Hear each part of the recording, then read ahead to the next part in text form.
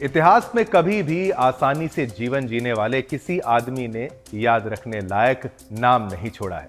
नमस्कार, आप देख रहे हैं सुदर्शन न्यूज। मैं हूं आपके साथ शिवम दत्त मेहता। 9 बजने वाले हैं और समय हो गया है आपके पसंदीदा शो जनमत का, एकमात्र ऐसा शो जहां आप हर खबर पर पोल के माध्यम से भाग लेते हैं। सोशल मीडिया प्लेटफॉर्म एक्स पर जाकर वहां आप वोट करते हैं तो नतीजे हम आपको दिखाते हैं। रोजाना रात को 9 बजे से पहले शुरुआत कर देते हैं और रात को 12 बजे रिपीट टेलीकास्ट आता है। और जनमत में आज के बड़े मुद्दे क्या हैं वो मैं आपको, चलिए अब स्क्रीन को बड़ा करते हैं, वाइड स्क्रीन करते हैं और आपको मुद्दे भी समझाने का मैं प्रयास करता हूं कि आज आपके लिए कौन से मुद्दे लेकर आए हैं। लीजिए, बुरके की आड़ में वोट जिहाद हुआ है क्या, यह हमारा प्रश्न भी है, क्योंकि आरोप लगे हैं दिल्ली में सीलमपुर सीट में कई जगहों पर यह विवाद जो है वो सामने आया है। क्या है इसकी डिटेलिंग वो आपको बताएंगे आज जनमत में। और पोल ऑफ पोल्स भी बहुत जरूरी है, क्योंकि दिल्ली के चुनाव का जो एग्जिट पोल है सुदर्शन प्रबोधन रिसर्च का, वो भी आपको सटीक आंकड़े हर बार देता है। इस बार के आंकड़े में भी आपको बताऊंगा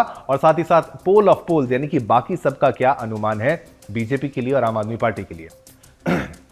फिर आगे बढ़ते हैं, बात करेंगे पीएम मोदी का संदेश। और पीएम मोदी जो है महाकुंभ में उन्होंने स्नान किया है और आज का दिन बहुत महत्वपूर्ण है। तिथि के अनुसार, नक्षत्रों के अनुसार यह स्नान हुआ था। इसका महत्व क्या रहा, तमाम डिटेलिंग आज के दिन के लिए। फिर आगे बढ़ते हैं, बात करेंगे पीएम मोदी के बाद भारत टू बांग्लादेश कब, ये तमाम मुद्दे।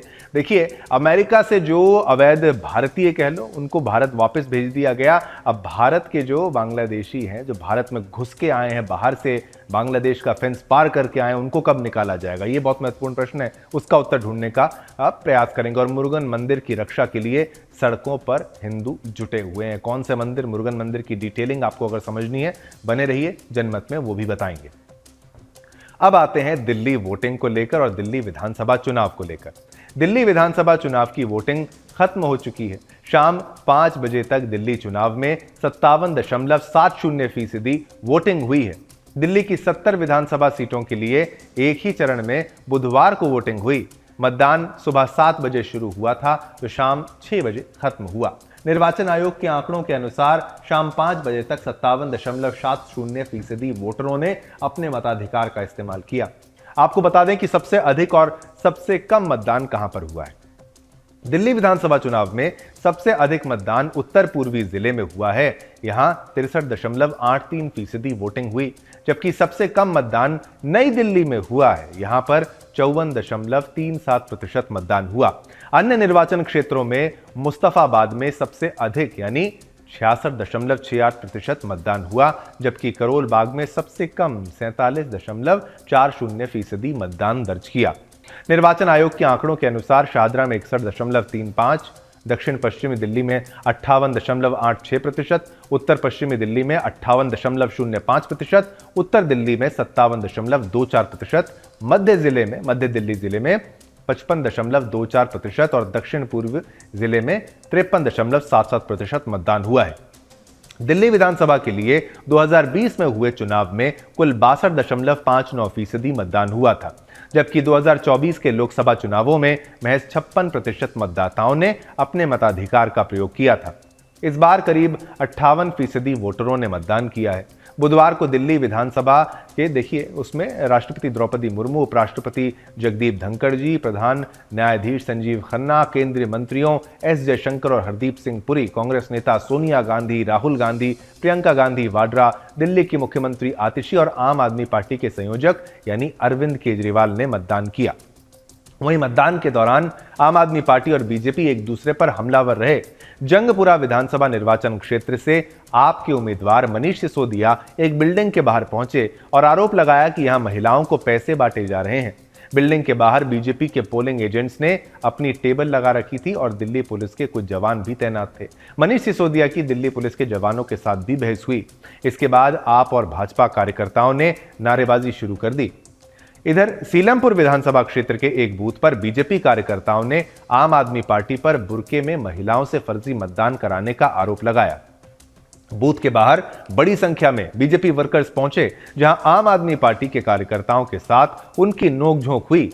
दिल्ली पुलिस के जवानों ने दोनों दलों के कार्यकर्ताओं को शांत करा के मौके से उनको हटाया। सीलमपुर में बुर्का में फर्जी वोटिंग के आरोप पर दिल्ली पुलिस ने स्पष्टीकरण दिया। पुलिस ने एक बयान में कहा कि 2 मतदाताओं के एक समान नाम और साझा पते के कारण भ्रम की स्थिति उत्पन्न हुई है। कोई फर्जी मतदान का मामला नहीं था।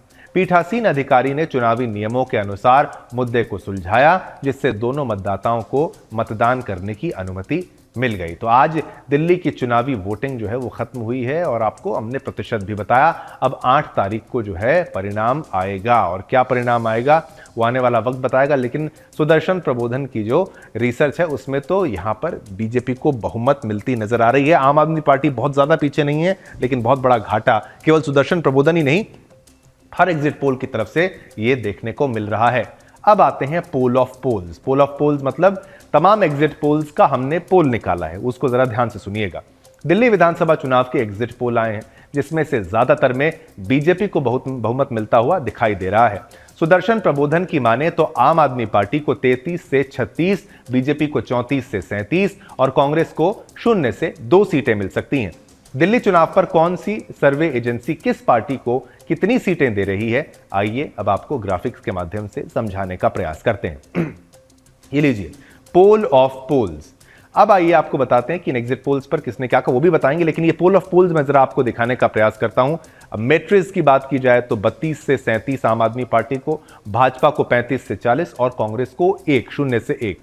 अब और क्या है, सर्वे एजेंसी पीपल्स इनसाइट आम आदमी पार्टी को 25 से 29, भाजपा को 40 से 44, यहां पर देखिए कांग्रेस को 0 से 1। और आगे बढ़ते हैं, पीपल्स इनसाइट की बात हमने करी और हमारे पास कौन कौन से पोल ऑफ पोल्स हैं, ये लीजिए। सर्वे एजेंसी पीपल्स पल्स की यानी आम आदमी पार्टी को 10 से 19 दिए हैं मात्र, भाजपा को 51 से 60 दे दिए हैं और कांग्रेस को 0 से 0 के बीच में, यानी कांग्रेस को कुछ नहीं है। और अब सर्वे एजेंसी जेवीसी पोल्स, अब इसमें आम आदमी पार्टी को 22 से 31 दे दिए हैं और भाजपा को 39 से 45 दे दिए हैं और कांग्रेस को 0 से 2 दे दिए गए हैं। अब आगे बढ़ते हैं और किस किस का आंकड़ा जो है वो भी आपको फटाफट हम दिखाते चलें। अब अगले वाले का है जिसका नाम है पी मार्क का 21 से 31, यहां पर आम आदमी पार्टी को, भाजपा को 39 से 49 और कांग्रेस को 0 से 1, यहां पर आंकड़ा जो है वो दिया गया है। अब सर्वे एजेंसी चाणक्य की बात बता दें तो आपको 25 से 28 आम आदमी पार्टी को, यहां पर भी भाजपा को बढ़त 39 से 44, कांग्रेस को 2 से 3, यहां पर कांग्रेस का खाता खुला है, हमारे भी प्रबोधन में भी खुला है। पोल डायरी 18 से 25 आम आदमी पार्टी, भाजपा 42 से 50, 0 से 2, कांग्रेस यहां पर भी आंकड़ा खुल सकता है, खाता खुल सकता है। अब डीवी रिसर्च 26 से 34 और भाजपा को 36 से 44 और कांग्रेस को 0, यहां पर कांग्रेस का खाता नहीं खुलता नजर आ रहा है। तो कांग्रेस के लिए वर्चस्व की लड़ाई तो ये है ही। और विप्राइज्ड, और ये 46 से लेकर 52 तक, यहां पर आम आदमी पार्टी को बढ़त ये दिखा रहे हैं, भाजपा को 18 से 23, कांग्रेस को 0 से 1। ये देखिए ये थोड़ा अलग जा रहा है, लेकिन भाजपा को ज्यादातर ने ज्यादा दिखाया है। अब ये जो कम दिखाने वालों में ये माइंड ब्रिंक भी है, इसने भी आम आदमी पार्टी को 44 से 49 और भाजपा को 21 से 25 और कांग्रेस को 0 से 1 का आंकड़ा यहां पर दिखाया है। और क्या है, और आपको दिखा देते हैं सुदर्शन प्रबोधन का, ये समझ लीजिए रिसर्च का 33 से 36 के बीच में आम आदमी पार्टी को और भाजपा को 34 से 37 के बीच में, भाजपा को यहां पर बढ़त है, लेकिन कांटे की टक्कर आप देख रहे हैं जिस तरीके से हमारा आंकड़ा है। कांग्रेस को 0 से 2, मगर कांग्रेस का खाता यहां पर खुल सकता है।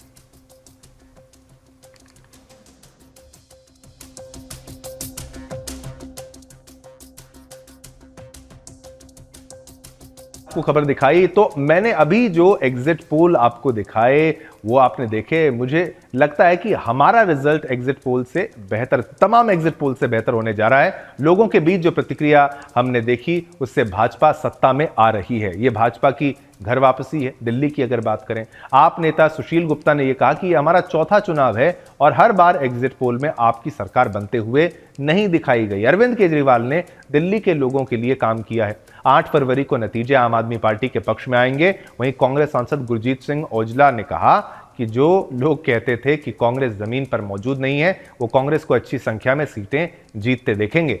आप वापस नहीं आएगी, किसी भी पार्टी को स्पष्ट बहुमत नहीं मिलेगा, तीनों पार्टियों को बराबर सीटें मिलने वाली हैं। अभी हर कोई कह तो रहा है कि बराबर सीटें मिलने वाली हैं, या फिर यहां पर एक तरीके से क्लैश हो जाएगा। लेकिन क्या वाकई यह मुमकिन है, या फिर जिस तरीके से मैक्सिमम पोल ऑफ पोल्स में आपने देखा कि बीजेपी को बढ़त मिल रही है, तो क्या वाकई बीजेपी की सरकार बन जाएगी?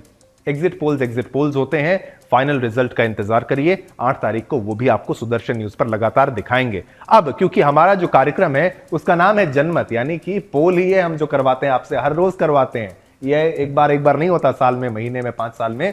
हमने आपसे प्रश्न पूछा, बुर्के की आड़ में दिल्ली चुनाव में हुआ है क्या वोट जिहाद? यह प्रश्न हमने आपसे सोशल मीडिया प्लेटफॉर्म एक्स पर पूछा, ट्विटर पर पूछा, और जवाब देख लेते हैं। 97% लोगों ने कहा हां, 3% लोगों ने कहा ना। बहुमत यह मानता है कि हां, बुर्के की आड़ में दिल्ली चुनाव में वोट जिहाद हुआ है।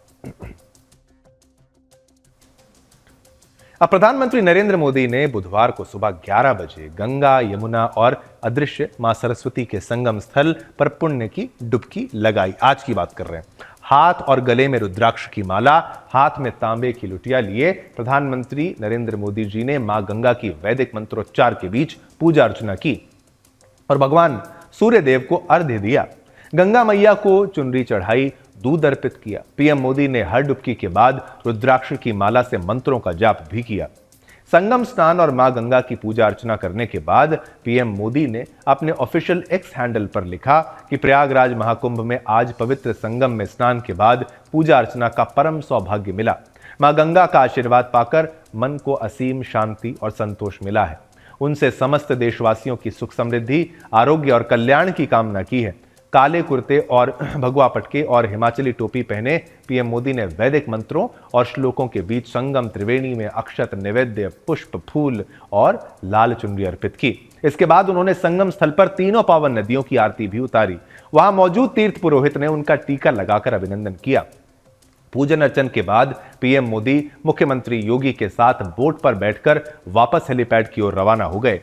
अब आपको बताते हैं कि अमृत स्नान का दिन छोड़कर 5 फरवरी को ही क्यों किया पीएम मोदी ने स्नान।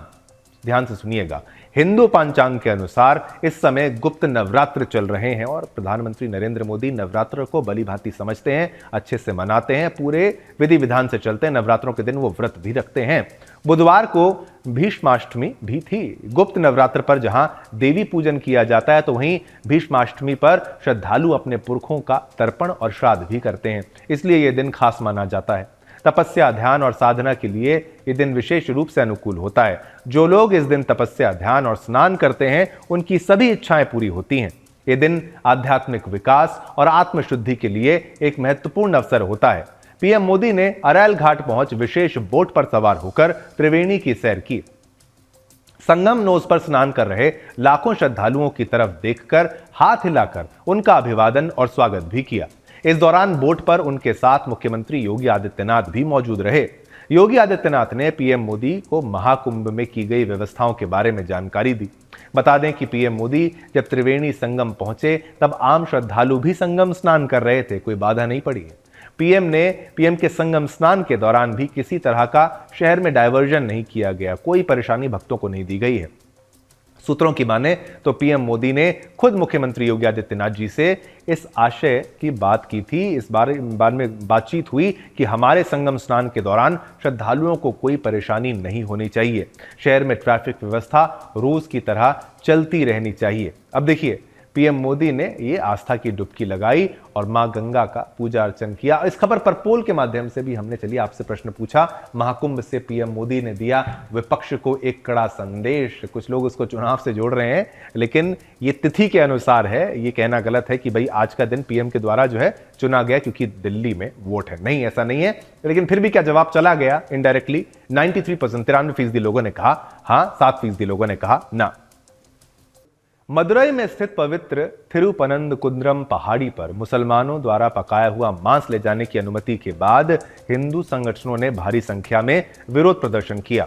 कोर्ट के आदेश के बाद हजारों हिंदुओं ने मंगलवार को मदुरई के पल्लकनाथम में विरोध प्रदर्शन किया। दरअसल यहां के थिरुपरनकुंद्रम पहाड़ी पर प्राचीन मंदिर मुरुगन मंदिर स्थित है, लेकिन मुस्लिम पूरी पहाड़ी को वक्फ की संपत्ति बता रहे हैं, आदतन मजबूर है। मुस्लिम समुदाय ने इस पहाड़ी पर एक दरगाह बना ली है जो मुरुगन मंदिर के ठीक बगल में है। वे वहां बकरा और मुर्गा काटने के लिए ले जाना चाहते हैं। इसको लेकर बीते दिनों में भारी बवाल हो चुका है। इसके बाद पुलिस ने जीवित बकरा या मुर्गा ले जाकर कुर्बानी देने पर रोक लगा दी है। हालांकि मुस्लिम जो है वहां पर पकाया मांस ले जाकर खा सकते हैं, ये बात सामने आई है। इससे हिंदू समुदाय के लोग बिफर गए हैं, क्रोधित हो गए हैं। हिंदू संगठनों के विरोध को देखते हुए जिला पदाधिकारी ने इलाके में, यानी कि जो पहले धारा 144 होती थी, उस तरीके की धारा बीएनएस के अनुसार लगा दी है और हिंदू समुदाय के लोगों के आने पर प्रतिबंध लगा दिया है। इसके बाद हिंदू मुनानी देखिए संगठन इसके खिलाफ मद्रास हाईकोर्ट पहुंच गया और इस फैसले के खिलाफ विरोध प्रदर्शन की इजाजत मांगी। कोर्ट ने 4 फरवरी को शाम 5 बजे से 6 बजे तक विरोध प्रदर्शन की अनुमति दे दी और प्रशासन को इसकी तैयारी का आदेश दिया। कोर्ट की इजाजत मिलने के बाद हिंदू मुनानी, हिंदू फ्रंट, विश्व हिंदू परिषद, बजरंग दल, आरएसएस, भाजपा सहित 50 से अधिक हिंदू संगठन इसके खिलाफ प्रदर्शन कर रहे थे। हिंदू संगठनों के सदस्यों ने इस दौरान हाथ में भगवा झंडा लेकर लहराया और हिंदू देवी देवताओं के नारे लगाए। इसका वीडियो सोशल मीडिया पर वायरल हो रहा है। प्रदर्शन को देखते हुए 3500 से अधिक पुलिसकर्मी वहां तैनात किए गए। वहीं इंडियन यूनियन मुस्लिम लीग के सांसद नवाज कानी ने पुलिस अधिकारियों से बात की। कानी ने कहा कि पहाड़ी के ऊपर बकरियों और मुर्गियों को ले जाकर उनकी कुर्बानी देने, उनके पकाने और खाने के लिए प्रक्रिया बहाली की जानी चाहिए।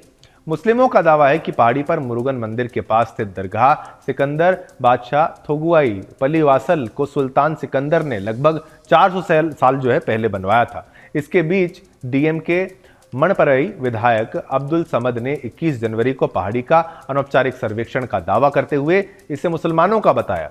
कानी ने पहाड़ी को सिकंदर पहाड़ी बताते हुए दावा किया कि यह वक्फ की संपत्ति है और हर मुस्लिम को यहां अपनी मर्जी से इबादत करने का अधिकार है। उन्होंने कहा कि पहाड़ी के ऊपर जीवों की कुर्बानी देना एक पुरानी परंपरा है और इसे जारी रखना चाहिए।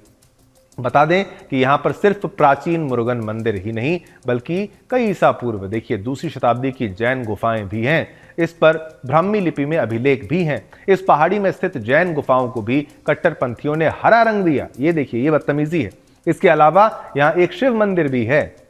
अब मुसलमान इस प्राचीन और पवित्र पहाड़ी को आधिकारिक रूप से सिकंदर पहाड़ी करने का लगातार प्रयास कर रहे हैं। ये प्रयास कई दशकों से हो रहा है और ये हिंदुओं का, देखिए हिंदुस्तान में यह हाल किया जा रहा है तो सोचिए बाहर तो क्या ही होता होगा हिंदुओं के साथ। और बांग्लादेश देख लिया, पाकिस्तान देख लिया और अब इंडिया में भी। लेकिन अब अमेरिका की बात तो करेंगे। वहां पर आपको बताएंगे कैसे जो अवैध प्रवासी जो भारत से अमेरिका चले गए थे उनको वापस हम तो ले आए हैं। क्या बांग्लादेश कोई प्लेन भेजेगा यहां से बांग्लादेशियों को वापस ले जाने के लिए? मुझे लगता है प्लेन नहीं, एक लंबी ट्रेन भेजनी पड़ेगी जिसके अनंत डब्बे हों। समझाया? अमेरिका ने भेजा तो भारत ने स्वीकार किया। क्या बांग्लादेश भी स्वीकार करेगा? और उसको करना चाहिए, ये कदम उठाना चाहिए और भारत से भी अवैध लोगों को निकाल देना चाहिए। चलिए, ये खबर भी हमने आपको बताई। इस खबर पर भी पोल के माध्यम से हमने आपसे एक प्रश्न पूछा, वो भी आपको बता दें। यूएस की तरह भारत निकालेगा अवैध प्रवासी? हाँ या ना में जवाब देना है। 85% 85% लोगों ने कहा हाँ और खाली 15% लोगों ने कहा ना।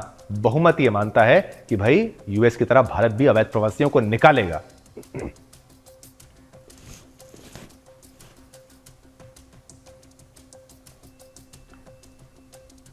अब भारत बांग्लादेश बॉर्डर पर बांग्लादेशियों ने बीएसएफ पर लगातार 2 हमले किए हैं। यह हमला 4 और 5 फरवरी की दरमियानी रात को हुआ है। पश्चिम बंगाल के दक्षिण दिनाजपुर में बॉर्डर पर स्थित गांव मलिकपुर में स्मगलिंग और डकैती के लिहाज से बांग्लादेशी आधी रात को आए थे। बीएसएफ ने आधी रात घुसे इन जवानों को जब चैलेंज किया तो इन बांग्लादेशियों ने बीएसएफ जवानों को चारों ओर से घेरकर तलवार और दाव और कटार चलाना शुरू कर दिया। ये हालत है इन अवैध प्रवासियों की, कह लीजिए इन इलीगल्स की। ये घुसना चाहते हैं और ये दाव भी लेके आते हैं, हथियार भी लेकर आते हैं, तलवार चलाने का प्रयास करते हैं, कटार लेकर आते हैं। इसके बाद बीएसएफ ने सेल्फ डिफेंस में फायरिंग की। हमले में बीएसएफ के जवान जख्मी हुए हैं जबकि एक बांग्लादेशी घुसपैठिया पकड़ा गया है। रिपोर्ट के अनुसार ये बांग्लादेशी कटार, धारदार हथियार समेत अन्य सामानों से लैस थे। मात्र 6 घंटे में इन्होंने 2 बार बीएसएफ पर हमला किया। पहला हमला रात 12 बजे के आसपास किया गया। इसके बाद सुबह सुबह बांग्लादेशी फिर आकर वहां पर धमके। दोनों ही बार बीएसएफ ने इन्हें पीट पीट कर भगाया। ये हम पुरानी तस्वीर भी आपको दिखा रहे हैं, नई भी तस्वीर दिखाएंगे। रिपोर्ट के अनुसार 4-5 फरवरी की आधी रात को कुछ बांग्लादेशी अंतर्राष्ट्रीय बॉर्डर लांघकर भारत की सीमा में घुस गए। ये बांग्लादेशी घुसपैठ और स्मगलिंग के इरादे से दक्षिण दिनाजपुर के मलिकपुर गांव में घुसे थे। इसके बाद 5 फरवरी को तड़के एक बार फिर बांग्लादेशी बड़ी संख्या में बॉर्डर क्रॉस कर भारत की सीमा में घुस गए। इन्होंने एक बार फिर से दक्षिण दिनाजपुर के मलिकपुर गांव को निशाना बनाया। इस बार वे भारी हथियार लेकर आए थे। इन बांग्लादेशियों के पास कटार, डंडे समेत कई औजार थे। इस बार ये कटीले तार लेकर भी अंदर आए थे। जब बीएसएफ ने इन्हें चुनौती दी थी, इन बांग्लादेशियों ने बीएसएफ जवानों पर हमला कर दिया। इन्होंने धारदार हथियार और दाव से जवानों पर हमला कर दिया। इन्होंने इनसे निपटने के लिए बीएसएफ ने पहले तो नुकसान नहीं पहुंचाने वाली गोलियां फायर की, पर बांग्लादेशी नहीं भागे। इन बांग्लादेशियों ने बीएसएफ जवानों को घेर लिया और हमला करने लगे। हैरत की बात यह है कि बांग्लादेशियों ने बीएसएफ जवानों से हथियार छीनने की कोशिश की। अब इस दौरान बीएसएफ का एक जवान घायल भी हो गया। इसके बाद बीएसएफ ने इन बांग्लादेशियों पर सचमुच में रियल बुलेट्स जो हैं वो गोलियों से फायरिंग करना चालू कर दिया। गोलियां चलते ही बांग्लादेशी जान बचाकर भागे। बता दें कि घटना के दौरान बॉर्डर पर घना कोहरा छाया था। सुबह उजाला होने पर बीएसएफ ने जब वहां सर्च ऑपरेशन शुरू किया तो एक बांग्लादेशी घुसपैठिया जख्मी हालत में मिला। इसे बीएसएफ ने गंगा रामपुर अस्पताल में भर्ती कराया है। बीएसएफ ने घटनास्थल से कई हथियार जब्त किए हैं। बांग्लादेशियों के हमले में घायल जवान का भी इलाज कराया जा रहा है। ऐसा पहली बार नहीं हुआ है कि बांग्लादेश के अपराधियों ने भारत में घुसने की कोशिश की हो। पहले भी कई बार बीएसएफ जवानों ने बॉर्डर पर उन्हें रोकने की कोशिश की। कई बार उन्हें पकड़कर वापस पड़ोसी देश को सौंप भी दिया गया है। लेकिन एक बार फिर से ये खबर सामने आई और देखिए हमारे जो जवान हैं किस खतरे के बीच में आपके लिए, हमारे लिए लड़ रहे हैं, क्योंकि ये उन घुसपैठियों को रोक रहे हैं जो कभी भारत में आकर आपके हक को छीन सकते हैं। और इसके खिलाफ तो मुहिम डॉक्टर सुरेश चौहान के जी लगातार चलाते आ ही रहे हैं। हमने महाराष्ट्र के लिए जनता एनआरसी को तो लॉन्च किया ही किया है। पूरे भारत में भी हमारा इरादा है कि हर बांग्लादेशी को, हर इल्लीगल को देश से बाहर निकालना चाहिए। और ये हम अकेले नहीं कर सकते, आपका भी साथ हमें चाहिए। बीच रक्षा उपकरणों और प्रौद्योगिकी के हस्तांतरण में तेजी आई। इसके अलावा 2018 में भारत को स्ट्रेटेजिक ट्रेड ऑथराइजेशन टियर 1 का दर्जा मिला था, जिससे भारत को सैन्य और दोहरे उपयोग की तकनीकों तक अधिक सुविधाजनक पहुंच हासिल हुई। भारत के सामने लड़ाकू विमान F-21, Boeing FA-18 super hornet और F-15EX ईगल जैसे उन्नत लड़ाकू विमानों की खरीदने का प्रस्ताव है। ये विमान भारतीय वायुसेना की ताकत को बढ़ाएंगे और अमेरिका के साथ सैन्य सामंजस्य को मजबूत करेंगे। अमेरिका से MH-60RC हॉक हेलीकॉप्टर और सी गार्डियन अनमैन्ड एरियल सिस्टम की आपूर्ति संभव है, जिससे भारतीय नौसेना की तोही और सामरिक क्षमताओं में वृद्धि होगी। भारत ने पहले ही अपाची अटैक हेलीकॉप्टर और large aircraft infrared counter measure की खरीद की है। इस बैठक में इन रक्षा सौदों को और विस्तार देने पर चर्चा हो सकती है। अमेरिका और भारत टाइगर ट्रायम्फ जैसे त्रिसेवा अभ्यास और मालाबार जैसे नौसैनिक अभ्यासों के माध्यम से सामरिक साझेदारी को मजबूत कर रहे हैं। इस बैठक में इन सैन्य अभ्यासों को और विस्तारित करने पर सहमति बन सकती है। विदेशी सैन्य बिक्री और प्रत्यक्ष वाणिज्यिक बिक्री के तहत हथियारों और रक्षा तकनीक की खरीद को सुगम बनाया जाएगा। भारत को IMET कार्यक्रम के तहत अधिक अमेरिकी सैन्य प्रशिक्षण और तकनीकी ज्ञान उपलब्ध कराया जा सकता है। दोनों देशों लिमोआ, कॉमकासा और ISA जैसे समझौतों को और अधिक प्रभावी बनाने पर चर्चा कर सकते हैं। अमेरिका और भारत साझा लक्ष्य के तहत चीन के बढ़ते प्रभाव को संतुलित करने के लिए इंडो पैसिफिक क्षेत्र में सुरक्षा सहयोग को और मजबूत कर सकते हैं। अब क्वाड देशों अमेरिका, भारत, जापान और ऑस्ट्रेलिया के साथ सुरक्षा रणनीति को और आगे बढ़ाने की योजना बनाई जा सकती है। बे ऑफ बंगाल इनिशिएटिव के तहत भारत, बांग्लादेश, श्रीलंका और मालदीव की समुद्री सुरक्षा को मजबूत करने के लिए अतिरिक्त सैन्य सहायता मिल सकती है। वहीं भारत अमेरिका रक्षा संबंधों से बहुत से फायदे भी हैं, जैसे भारतीय सेना की क्षमता में वृद्धि होगी, आधुनिक रक्षा तकनीक तक आसान पहुंच मिलेगी, सैन्य अभ्यास और इंटरऑपरेबिलिटी में सुधार होगा, चीन और पाकिस्तान जैसे विरोधियों पर रणनीतिक बढ़त मिलेगी। भारत के लिए यह मौका सोने पर सुहागा जैसा है। यानी भारत को अपनी रक्षा जरूरतों को मजबूत करने का मौका मिलेगा, जबकि क्वाड के भीतर चीन को घेरने की रणनीति से भारत को अमेरिका का खुलकर साथ मिलेगा। तो 13 फरवरी को पीएम मोदी और ट्रंप की मीटिंग जो होगी, आधुनिक सुरक्षा प्रणाली और हथियारों का सौदा यहां पर होने की संभावना जो है वो जताई जा रही है और ये भारत के लिए बहुत बेहतर होगा। और अमेरिका में क्योंकि अब डोनाल्ड ट्रंप आ चुके हैं तो ट्रंप और मोदी, हाउडी मोदी कह लीजिए या फिर हेलो ट्रंप कह लीजिए, वेलकम ट्रंप कह लीजिए, हर तरीके से ये भारत के लिए तो है, ये मोदी के लिए तो है ही है, लेकिन ट्रंप के लिए, अमेरिका के लिए भी बहुत महत्वपूर्ण होगा कि भारत का रिश्ता अमेरिका से मजबूत बना रहे। चलिए, ये खबर हमने आपको बताई, विस्तार से समझाई। अब आगे बढ़ते हैं, अगली खबर का रुख करते हैं। यूरोपीय देश स्वीडन के ओरेब्रो शहर में मंगलवार को बंदूकधारी हमलावर ने एक स्कूल में अंधाधुंध फायरिंग की, जिसमें कम से कम 10 लोग मारे गए हैं। मृतकों में हमलावर भी शामिल है। मृतकों की पहचान के बारे में अभी तक पुलिस ने नहीं बताया है। पुलिस का कहना है कि वो हमले के संभावित मकसद का पता लगाने की कोशिश कर रही है। गोलीबारी स्वीडन की राजधानी स्टॉकहोम से लगभग 200 किलोमीटर पश्चिम में स्थित ओरेब्रो में कैंपस, देखिए वहां पर सेकेंडरी एक स्कूल है, हाई स्कूल है, वहां पर हुई। और इस तरीके की खबरें जब बाहर से आती हैं तो आप सोचिए, गन कल्चर को लेकर भी सोचना चाहिए कि इतना आसान है हथियार वहां पर मिलना। इसमें प्राइमरी और अपर सेकेंडरी की पढ़ाई होती है। सोचिए, प्राइमरी के बच्चे और छोटे छोटे बच्चों पर गोलियां चली होंगी। इसके साथ ही इस विद्यालय में अप्रवासियों के लिए स्वीडिश कक्षाएं, व्यावसायिक प्रशिक्षण और बौद्धिक विकलांग लोगों के लिए कार्यक्रम भी प्रदान किए जाते हैं। स्कूल के छात्रों की उम्र 20 साल से अधिक है। जिस समय गोलीबारी हुई उस समय वहां कई स्कूली बच्चे, टीचर और अन्य लोग उपस्थित थे। ओरेब्रो के पुलिस प्रमुख रॉबर्ट ई फ्रॉस्ट ने यह बताया कि करीब 10 लोग मारे गए हैं। संख्या के बारे में हम अभी स्पष्ट नहीं है। पुलिस को आशंका है कि मृतकों की संख्या बढ़ सकती है। वहीं इसे आतंकी घटना मानने से भी इनकार किया गया है। इस हमले के कई प्रत्यक्षदर्शी भी सामने आए हैं।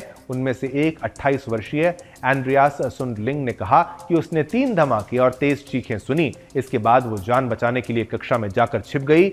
स्कूल के अधिकारियों का कहना है कि हमले के वक्त घटनास्थल पर बहुत कम बच्चे थे। अधिकांश बच्चे घर जा चुके थे। माना जा रहा है कि हमला ऑटोमेटिक राइफल से किया गया है। वहीं स्कूल की 54 वर्षीय टीचर मारिया पेगोडा ने बताया कि लंच ब्रेक के ठीक बाद किसी ने उनकी कक्षा का दरवाजा खोला और चिल्लाते हुए सभी को बाहर निकलने के लिए वो चिल्लाया। उन्होंने कहा कि मैंने अपने सभी 15 छात्रों को बाहर हॉलवे में ले जाकर भागाना शुरू कर दिया है। फिर मैंने 2 गोलियां सुनी, लेकिन हम बच गए। हम स्कूल के प्रवेश द्वार के करीब थे। टीचर मारिया ने आगे कहा कि मैंने लोगों को, घायलों को घसीटते हुए बाहर निकालते देखा। पहले एक को देखा, फिर दूसरे को। मुझे एहसास हुआ कि यह बहुत गंभीर स्थिति है। पुलिस ने मृतकों की उम्र, लिंग या निवास स्थान आदि को लेकर कोई जानकारी नहीं दी है। पुलिस का मानना है कि हमलावर अकेला था। स्थानीय मीडिया के अनुसार पुलिस ने हमलावर के घर पर छापेमारी की है। कुछ रिपोर्ट्स में पाया गया है वो संदिग्ध हमलावर की उम्र करीब 35 साल है और उसके पास हथियार रखने का लाइसेंस है। उसका कोई आपराधिक रिकॉर्ड नहीं है, लेकिन उसकी पहचान के बारे में कोई जानकारी नहीं दी गई। पुलिस ने जानकारी की पुष्टि नहीं की है। बता दें कि मुस्लिमों के दीनी किताब है उसको जलाने वाले सलमान मोमिका की भी कुछ दिन पहले स्वीडन में हत्या कर दी गई थी। स्वीडन के राजा कार्ल 16वें गुस्ताफ से ने घटना की निंदा की थी। वहीं स्वीडन के प्रधानमंत्री उल्फ ने इस हमले को देश के इतिहास में सबसे भयानक सामूहिक गोलीबारी बताया है। इस देश में संगठित आपराधिक गिरोहों को लेकर आपको बता दें कि क्रिस्टोफरसन ने कहा है कि यह स्वीडन को विरासत में मिली समस्या है। वे बहुत लंबे समय से विकसित हो रहे हैं। हिंसा पर हमारा नियंत्रण नहीं है, यह बिल्कुल स्पष्ट है। स्वीडन में गिरोह अपराध की समस्या के कारण गोलीबारी और बम विस्फोट की घटनाएं बढ़ रही हैं। हालांकि स्कूलों में घातक हमले अभी भी दुर्लभ हैं और ये इस तरीके का हमला बेहद खतरनाक है। Swedish national council for crime prevention के अनुसार 2010 से 22 के बीच स्कूलों में घातक हिंसा की 7 घटनाओं में 10 लोग मारे गए। लेकिन आखिर स्वीडन में ये क्या कुछ नया हो रहा है? ऐसे हमले होंगे, लोगों को ऐसे मारा जाएगा तो कैसे चलेगा? चलिए, विस्तार से हमने आपको ये खबर भी बताई और अब और भी खबरों का रुख करेंगे, विस्तार से उसके बारे में जानकारी देंगे।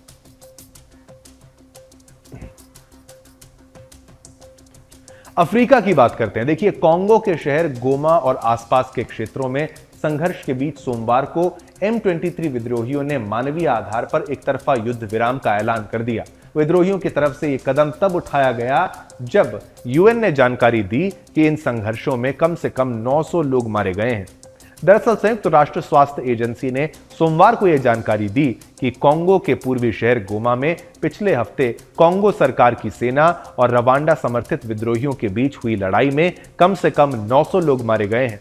इससे पहले मृतकों की संख्या 773 बताई गई थी। विश्व स्वास्थ्य संगठन ने कहा कि 5 दिनों की लड़ाई के बाद पिछले शुक्रवार तक गोमा की सड़कों से कम 900 शव बरामद किए गए हैं। WHO ने लड़ाई में लगभग 2900 लोगों के घायल होने की बात कही। संयुक्त राष्ट्र और कांगो सरकार ने पिछले मृतकों की संख्या 773 बताई थी। कांगो में चल रहे संघर्ष के मद्देनजर लोकतांत्रिक गणराज्य के किशानसा में भारतीय दूतावास ने रविवार को वहां रहने वाले भारतीयों के लिए एडवाइजरी जारी की थी। दूतावास ने कहा था कि वह मध्य अफ्रीकी देश में सुरक्षा स्थिति पर बारीकी से नजर रख रहा है। साथ ही दूतावास ने बुकावू में सभी भारतीय नागरिकों से तुरंत सुरक्षित स्थानों पर जाने को कहा था। वहां पर मौजूद भारतीयों के लिए भी खतरा है, इसलिए हम आपको एक खबर विस्तार से समझा रहे हैं। अब दूतावास ने दिन में 3 सलाह जारी की है, एडवाइजरी 3 आई है और सभी को आपातकालीन योजना तैयार करने की सलाह दी है। इमरजेंसी सिचुएशन के लिए प्रिपेयर रहें। कांगो में करीब 25,000 भारतीय रहते हैं। हालांकि युद्ध प्रभावित क्षेत्र में रहने वालों की संख्या करीब 1000 बताई जा रही है। भारतीय दूतावास की तरफ से जारी सलाह में कहा गया था कि ऐसी रिपोर्ट्स हैं कि M23 बुकावू से सिर्फ 20-25 किलोमीटर दूर है। ऐसे में सुरक्षा स्थिति को देखते हुए हम एक बार फिर बुकावू में रहने वाले सभी भारतीय नागरिकों को सलाह देते हैं कि वे एयरपोर्ट्स, बॉर्डर्स और वाणिज्यिक मार्ग अभी भी खुले हैं, इसलिए जो भी साधन उपलब्ध हों तुरंत सुरक्षित स्थान पर चले जाएं। हम बुकावू की यात्रा ना करने की सलाह देते हैं। तो सोचिए, जो भारतीय विदेश में रहते हैं उनको किस किस स्थिति का सामना करना पड़ता है, और खासतौर पर ये जो कांगो की खबर, जहां पर आप सोचिए 25,000 से ज्यादा भारतीय वहां पर रहते हैं और 1000 जो है इस वक्त युद्ध क्षेत्र में खतरे के बीच में मौजूद है।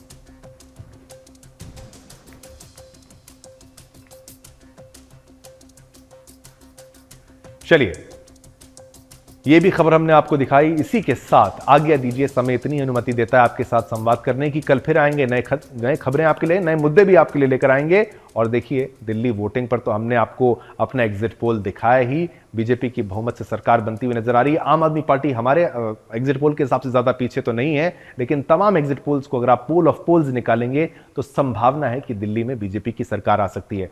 कल फिर आएंगे नए मुद्दों के साथ आपके समक्ष। मैं शिवम दत्त मेहता पेश हो जाऊंगा। मेरी और मेरी पूरी टीम की तरफ से आप सभी को जय हिंद, जय भारत, जय हिंदुस्तान।